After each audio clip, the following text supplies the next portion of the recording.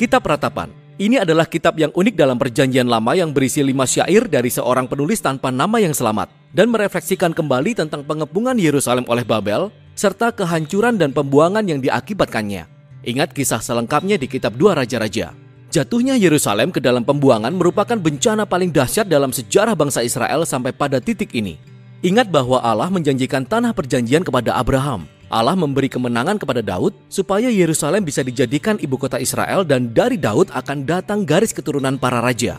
Kita mendapati hadirat Tuhan di bait suci dan disitulah para imam menjalankan ritual penyembahan bangsa Israel. Dan 500 tahun setelah semua kisah ini, pada musim panas tahun 587 sebelum Masehi, Yerusalem jatuh ke tangan Babel. Semuanya hancur dan musnah. Jadi kitab Ratapan merupakan sebuah peringatan akan penderitaan dan kebingungan yang dialami bangsa Israel pasca kehancuran ini.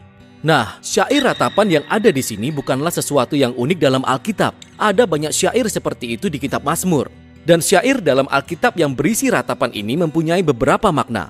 Syair-syair ini merupakan sebuah bentuk protes. Itu merupakan salah satu cara untuk menarik perhatian semua orang, termasuk perhatian Tuhan terhadap hal-hal buruk yang terjadi di dunia ini yang sudah tidak bisa ditoleransi lagi. Syair tersebut juga menjadi cara untuk memproses emosi. Jadi dalam puisi ini, umat Tuhan melampiaskan kemarahan dan ketawaran hati atas kehancuran yang diakibatkan oleh dosa dan keegoisan manusia. Dan syair-syair ini merupakan wadah untuk menyuarakan kebingungan. Penderitaan membuat kita mempertanyakan karakter dan janji Tuhan, dan tak satu pun dari syair-syair ini yang dipandang rendah di dalam Alkitab. Justru sebaliknya, syair Ratapan ini memberi martabat sakral pada penderitaan manusia. Dan oleh karena itu, kata-kata duka cita manusia yang ditujukan kepada Tuhan sekarang telah menjadi bagian dari firman Tuhan kepada umatnya. Susunan dari kelima syair ini sengaja dibuat demikian. Ini adalah bagian dari pesan yang ingin disampaikan oleh kitab ini. Jadi pasal 1-4 disebut akrostik, yang berarti syair alfabet.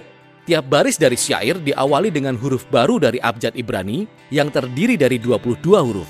Nah, struktur ini sangat teratur dan linear. Struktur ini sangat berbeda dengan kekacauan penderitaan yang mendalam dan kesedihan yang membingungkan yang dieksplorasi dalam syair ini. Jadi ini seperti penderitaan Israel yang dieksplorasi dari A sampai Z, dan syair ini mencoba mengekspresikan sesuatu yang tidak bisa diekspresikan.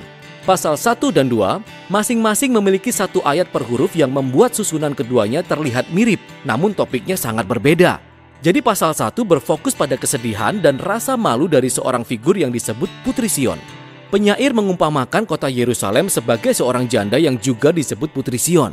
Dan dia sedang duduk sendirian, dia berduka atas kematian seseorang yang dikasihinya, hatinya hancur, tidak seorang pun yang bisa menghiburnya. Ini merupakan kiasan yang sangat kuat. Kemudian Putri Sion berbicara, dia berseru kepada Tuhan supaya Tuhan menaruh perhatian terhadap nasibnya. Melalui gambaran ini, penyair ingin menunjukkan bahwa kehancuran Yerusalem mengakibatkan trauma psikologis bagi umat Israel yang hanya bisa diekspresikan seperti proses pemakaman dan kematian orang yang sangat dikasihi. Pasal 2 berfokus pada kejatuhan Yerusalem dan bahwa itu merupakan konsekuensi dari dosa bangsa Israel yang mengakibatkan murka Tuhan. Dan itu adalah kata kunci dari syair ini. Nah, sangat penting untuk diingat bahwa di dalam Alkitab, murka Tuhan bukanlah kemarahan yang spontan yang meledak-ledak. Para penyair dan nabi-nabi dalam Alkitab memakai kata ini untuk berbicara tentang keadilan Tuhan.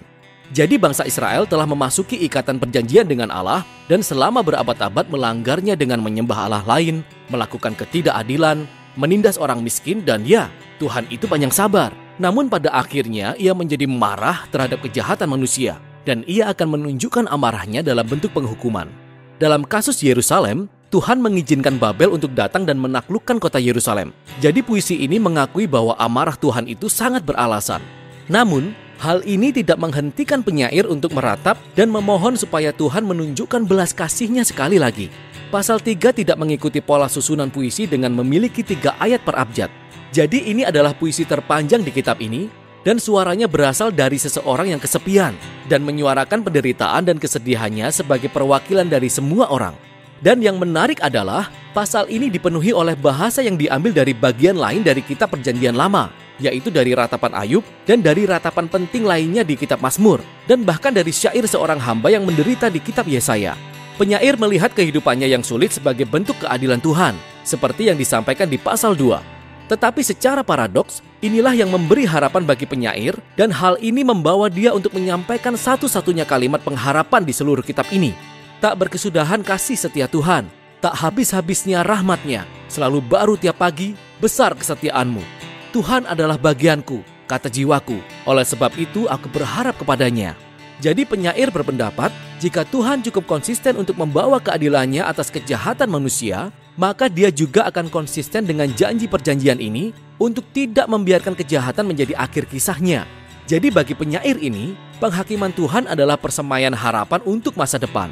Bab 4 kembali ke struktur alfabet yang sama seperti pasal 1 dan 2.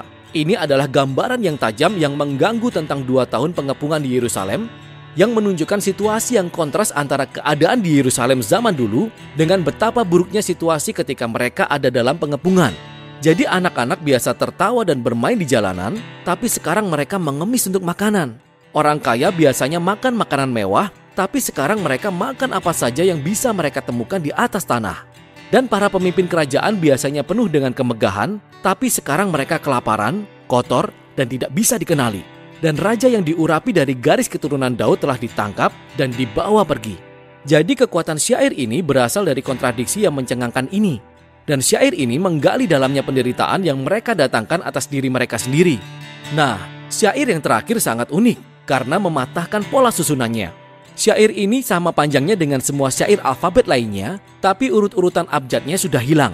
Sepertinya penyair tidak bisa menahan diri lagi dan kesedihannya meledak kembali dalam kekacauan. Syair ini merupakan doa bersama untuk meminta kemurahan Tuhan. Israel memohon supaya Tuhan tidak mengabaikan penderitaan mereka dan meninggalkan mereka. Dan syair ini memberikan daftar panjang dari orang-orang yang hancur akibat runtuhnya Yerusalem. Mereka meminta Tuhan untuk tidak melupakan orang-orang ini, dan mereka meratap mewakili yang lain untuk menyuarakan penderitaan mereka. Penderitaan dalam keheningan sama sekali bukan ciri khas kitab ini. Umat Tuhan tidak diminta untuk menyangkal emosi mereka, tapi menyuarakan protes mereka untuk melampiaskan perasaan mereka dan mengungkapkan semuanya kepada Tuhan.